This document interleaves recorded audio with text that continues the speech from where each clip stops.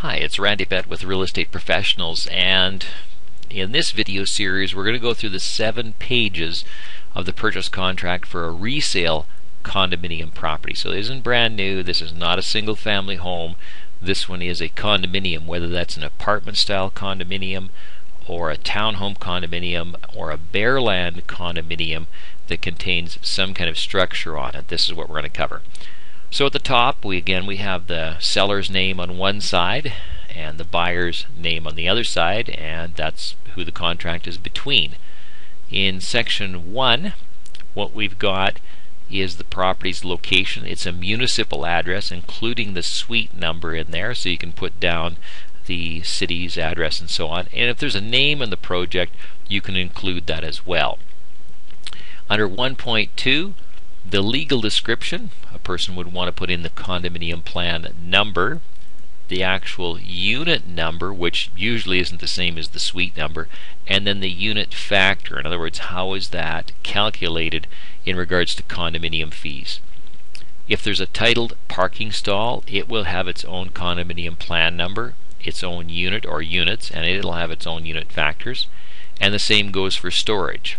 Now under 1.3, the property could include some of these things. So under A, if there's a parking stall, you need to check off, is it assigned or is it leased? What are those numbers? Same thing for storage space, assigned or leased, and any of the storage numbers.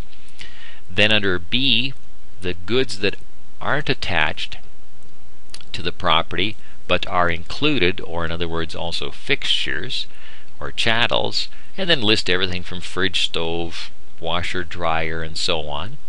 And then under C, the property includes all these goods that are attached except for, okay, so if there's something that somebody is taking that is physically attached but they're not including it, that would be listed there.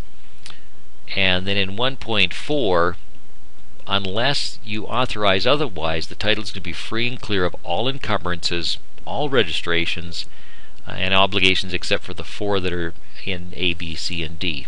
Those required by law, the non-financial obligations, any homeowners association caveats which could apply, and the encumbrances you would see on the title, and then finally anything that you as the buyer agree to assume in this contract.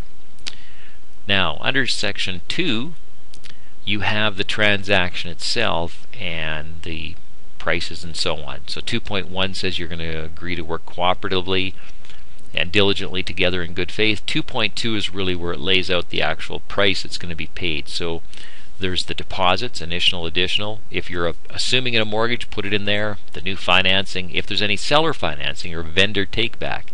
Other value, again, would be something you quote your trading of value. Any balance owing, subject to the adjustments like taxes and rents and so on. And finally the purchase price, which includes all applicable GST.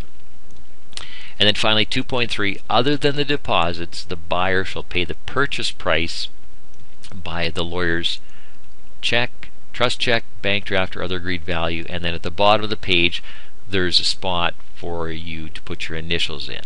And that's the end of page 1.